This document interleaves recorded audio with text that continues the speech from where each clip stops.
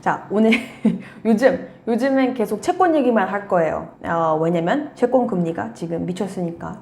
3개월 단기채가 5% 넘은 건 이건 진작 넘었고 이제는 5% 중반대, 지금 5.4, 5.5, 이제 2년물이 5.1%고 이제 큰일 났다. 10년물도 그렇게 가는 거 아니야? 라고 했다가 이게 불과 지난주 이제 말에 5%를 잠깐 찍었어요. 넘겼죠. 네네. 그래서 지금 이제는 국채 수익률 5% 시대가 됐습니다. 이게 얼마나 엄청난 일이냐면 저번에도 말했지만 미국 국채 수익률은 it's risk-free rate라고 하죠. risk-free rate. 아무것도 안 해도 5% 보장해준다. 누가? 미국 정부가 주식에 대한 이 리스크 프리미엄이 정당화되려면, 이 에quity 리스크 프리미엄이 정당화되려면 내가 국채 말고 주식을 들고 있었을 때 이 기대 수익률이 훨씬 더 높아져야 되는데 불과 몇 개월 전에 4%, 작년에 한 1, 2%대였던 거 대비해서 이제 주식에 대한 기대 수익률이 훨씬 더 높아졌기 때문에 증시한테 안 좋죠. 그래서 왜 이거 갖고 이렇게 난리냐라고 할 텐데 이제 마지막으로 이 국제 수익률이 이 정도에 근접했던 게 지난 2006년, 2007년이었고요. 네, 그 다음에 일어났던 일은 2008년이 찾아왔었죠. 근데 개인적으로도 이게 굉장히 신기한 환경인 게 정말 제 커리어 전체를 지금은 현업이 아니지만 어쨌든 제 현업 커리어 전체를 놓고 봤을 때 나름 한 10년 넘었는데 이랬던 적이 없었거든요. 그러니까 제가 경험해보지 못한 채권 시장인 거예요. 이제 한창 일할 때 내 모든 모델의 계산 속에는 이 risk free rate이 들어가는데 여기에 이 5라는 숫자를 넣은 적이 단 한 번도 없었어요. 10여 년간. 왜냐면 나는 2009년에 여기 때 졸업했으니까 학교에서는 그때는 이제 열심히 한 4%, 5% 가정해서 이 파이낸스 문제 풀고 그랬던 기억이 납니다. 벌써 한 16, 17년 전이네요. 그래서 10년물 국채 수익률이 이제 5%를 기록하면서 연준이 해야 될 일을 대신 해주는 그런 꼴이 됐습니다. 그래서 할 일이 없어져서 그런지 지난주에 말했죠. 아무래도 11월은 스킵할 것 같다. 적어도 그런 뉘앙스의 그런 의향을 강하게 어필했는데 어찌 보면 당연합니다. 내가 아무것도 안 해도 채권시장에서 시장금리가 알아서 올라가고 있는데 굳이 내가 기준금리를 더 올리고 말 것도 할 것 없이 이미 그렇게 한 효과가 시장에 경기 전반에 나타나고 있잖아요. 내 일을 시장이 대신해줘서라고 말할 수는 없으니까 이제 그 이유를 말해줘야 되는 사람이니까 그래서 하는 말이 경제가 생각보다 견고한 성장세를 보인다면 추후 금리를 인상할 수도 있다라고 덧붙여줬습니다. 일단 유의미한 포인트들은 일단 현재 연준과 이 채권 시장이 굉장히 의존적인 상태에 있다는 점을 인정을 했다는 거고요. In a state of interdependence라고 표현을 했고 이 채권 시장 금리 변화가 통화 정책에 영향을 미친다는 뜻이죠. 오히려 반대로 이제 이렇게 장기 채권 수익률이 상승하면은 연준이 오버나이트 금리 추가 인상을 하지 않아도 되니까. 그래서 원래는 이 통화정책이라는 게 이게 좀 긴 시차를 두고 경제에 조금씩 천천히 반영이 되기 때문에 이제 앞으로는 직접적인 금리 인상이 없더라도 딱히 뭐 의미 있는 긴축이 이미 이루어지고 있으면 그건 또 그거대로 좋다. 그러니까 두고 볼 거다라고 한 거예요. 문제는 그렇게 파웰이 이런 발언으로 인해서 S&P가 지난주에 좀 회복세를 보이는가 싶더니 다시 시장 심리가 바닥을 치고 증시가 하락을 했고 10년 만기 국채 수익률이 2007년 이후 처음으로 5%에 근접하면서 완전 망했습니다. 자, 그러면은 망했는데 그렇다면은 이 망한 지금이 저점인가? 먼저 이 차트부터 보면은 참고로 이 차트에 지금 제 모든 차트들에 죽은 토끼가 박혀 있는데 그 말은 저희가 직접 생성한 차트라는 뜻입니다. 어디서 포온 차트가 아니에요. 그냥 블룸버그 터미널을 쓰고 있을 뿐이지 직접 만든 차트입니다. 데드레빗을 구독해 주시고 거기서 더 실시간 차트와 내용을 받아보실 수 있으니까 링크를 확인하세요. S&P 500이 지난 3월 이후 200일 이평선을 처음으로 뚫고 하락 마감을 했습니다. 지금 금요일 종가 기준으로 말하는 건데 4,220이었단 말이에요. 이 200일 이평선이라는 게 저도 기술적 분석을 별로 하지 않지만 어쨌든 테크니컬 트레이더들에게는 이 장기적인 추세를 가늠하는 지표로서 활용이 널리 되고 있기 때문에 이 4,200대에서 형성된 이 지지선이 깨진다면은 이게 하락 시그널로 받아들여지는데 그래서 지금이 저점인가 했을 때 일단 아니다. 저점이 아니다. 더 갈 데가 남았다. 이 bearish view 관점에서 보면은 아무래도 대표적으로 JP 모건이 있는데 이들의 로직은 이거예요. 자, 일단 고금리, 이게 시장금리고 기준금리고 어쨌든 간에 이 고금리 환경이 지속될 것 같다. 내년까지도 금리 인하 좀 힘들어 보인다. 그리고 두 번째는 아직도 이 증시 밸류에이션이 지금 최근에 하락한 거 감안했어도 너무 고평가됐다. 그리고 우리가 예기치 못했던 이 지정학적 리스크들이 더 앰플리파이 됐고 이거는 내년까지도 계속 될 거다라는 게 이제 논거이고요. 실제로 JP모건은 지금 기관 차원 얘네들 하우스뷰 그 포트폴리오가 주식이랑 크레딧 비중을 줄이고 현금이랑 원자재 비중을 늘리라는 이런 되게 디펜시브한 포트폴리오 이 배분을 좀 추천하고는 있어요.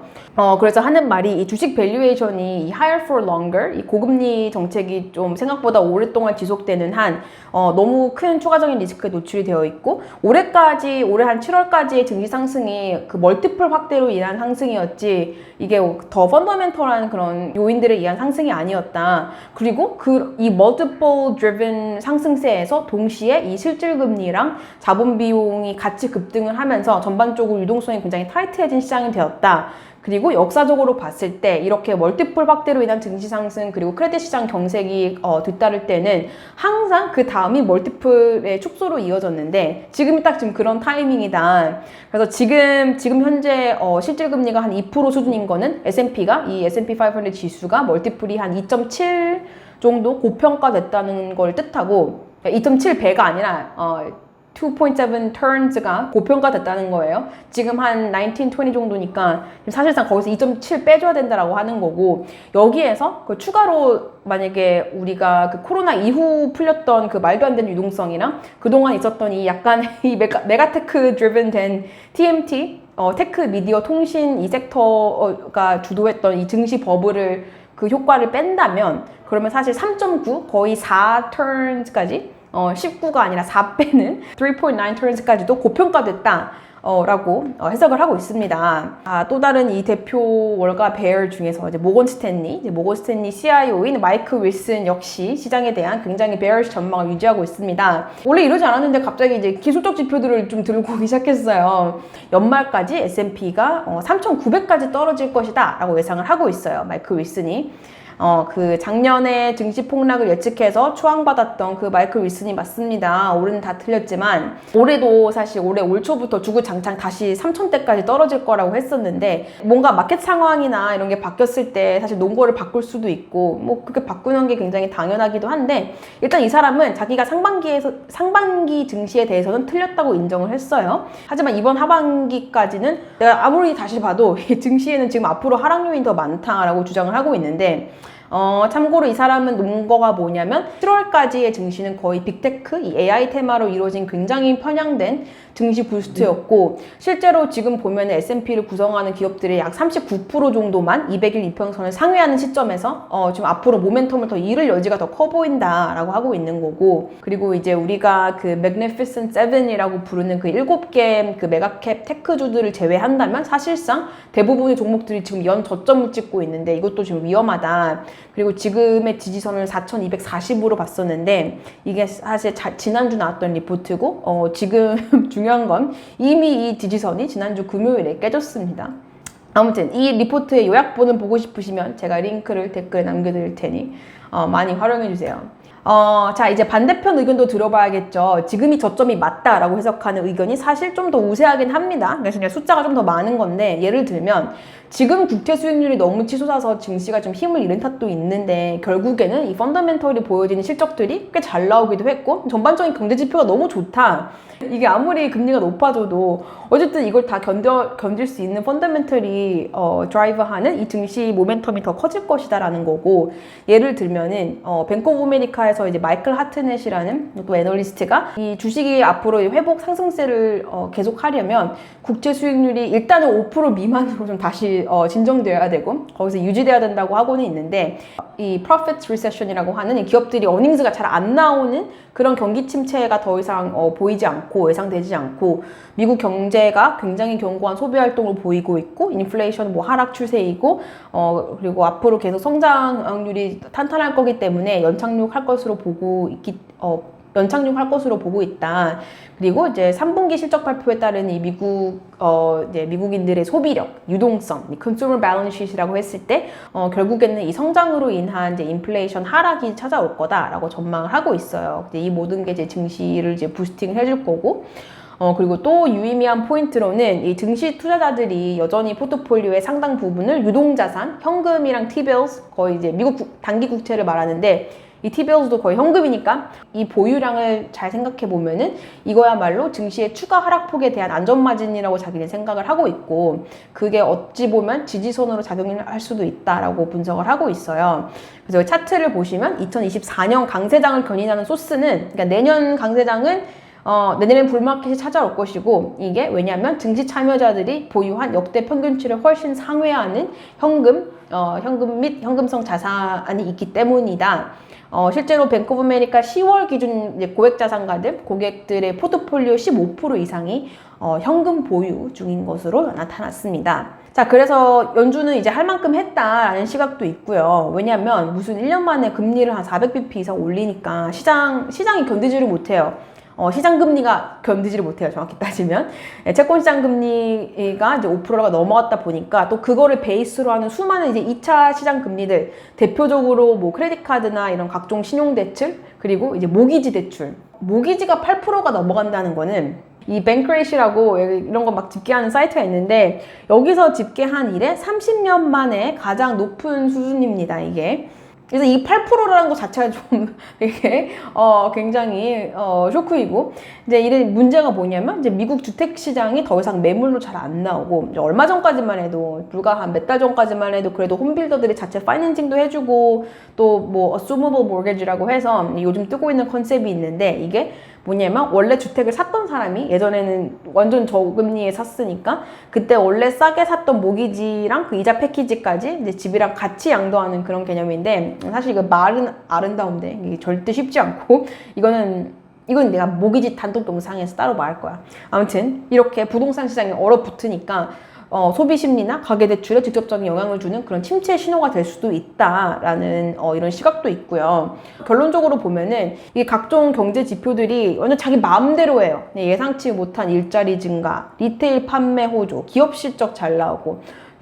근데 또 막상 이제 금리가 너무 오르니까 이제 막 모기지 금리 치솟고 이제 인플레이션에 대해서도 별 일관성 없는 신호들이 나오니까 따지고 보면 연준도 이제 손을 놔버릴 만도 한 게 이제는 좀 시장이 흘러가는 대로 당분간 좀 지켜보자 라는 결론이 나올 수밖에 없었던 것 같아요. 지난주 채권 시장을 보면은 이 인플레이션 브레이크 이븐 금리가 급등하면서 이제 인플레이션이 곧 잡힐 거라는 시장의 기대치가 조금씩 깨지고 있음을 보여줬고 장기채 금리가 폭등을 했는데 지금 여기에 위에 보이는 차트가 10년물 팁스, 이제 인플레이션 보상 국채의 수익률이고 밑에 하단에 있는 차트가 10년 브레이크 이븐 인플레이션 인덱스입니다. 장기금리라는 게 장기적인 요인에 의해서 결정이 되기 때문에 경제에 미치는 영향이 단기금리보다 더 클 수가 있고요. 연준이 시장의 예상만큼 빨리 또는 큰 폭으로 금리를 인하하지 않을 것이라는 장기적 관점에서의 컨센서스가 빠르게 형성되고 있다는 뜻이기도 합니다. 전반적인 경제 성장률에 대한 상향 조정과 대정 적자에 대한 우려도 높아지고 장기채 수익률이 추가 상승할 이유가 지금 충분한 그런 상황인데 거기다가 지금 양적 긴축, quantitative tightening,도 이루어지고 있죠. 그래서 이것도 장기채 수익률 상승에 기여를 하고 있고 자, 일단 패드워치에 따르면 시장이 보는 이 일단 11월에는 인상 가능성이 거의 0%입니다. 0.1%. 12월에 25bp 인상할 가능성은 20%. 그리고 1월에 25bp 인상할 가능성이 26%가 나오고 있고 자, 그럼 그렇다고 해서 이제 무슨 뭐를 사야 되냐, TLT를 지금 사야 되는 건가? 라고 한다면 그거는 좀 모르겠는데, 예를 들어서 지금 이 차트를 보시면 금, 유가, 그리고 TLT 수익률입니다. 보시다시피 일단 이 하마스 이스라엘 사태 이후에 금이랑 유가가 굉장히 크게 상승을 했고요. 반면 TLT는 하락을 했죠. 완전 이 클래식한 안전자산을 통했던 이 국채에 대한 수요가 거의 없었음을 보여주고 있습니다. 굉장히 신기한 건데, 원래는 이렇게 막 전쟁 나고 이런 위험 회피 심리가 좀 증가를 하면은 이제 유가랑 금값이 급등한 거는 그렇고 좀 전통적인 세이프 헤이븐 애셋으로 보이는 국채에 대한 수요가 몰려야 되는데 이번에는 좀 그동안의 그런 역사적 패턴에서 좀 벗어나서 좀 이례적인 현상인 것 같고, 그래서 지금 이게 의미하는 바는 뭐냐면 현재 채권 시장에서만큼은 이 장기 금리를 좌우할 이 연준의 금리 정책에 대한 이 불확실성, 이 불확실성과 이 카오스가 이 전쟁이 주는 이 리스크보다 훨씬 더 큰 부담으로 작용을 하고 있기 때문에 앞으로도 전쟁이나 이 다른 외부 요소 관련된 뭐 이런 지정학적 리스크나 이런 것보다는 연준의 발언이나 이런 것들이 주식과 채권 시장에 훨씬 더 영향을 미치는 요인이 될 것으로 보이고 있습니다. 좀 종합을 해보자면은 지금은 현금 수익률이 너무 높은 시대예요. 지금 MMF에만 넣어놔도 6%를 받는 시대, 미국 정부가 5%를 주는 시대. 그래서 직접 미국 국채를 직접 살 수 있으면 너무 좋고 MMF에 박아놓는 것도 좋지만 TLT 같은 ETF에서 채권 가격 상승을 기대하기에는 좀 위험할 수 있고, 그리고 경제 지표를 해석하는 관점에 따라서 이제 지금의 증시가 저점인가에 대한 대답이 살짝 달라질 수 있다는 거까지입니다.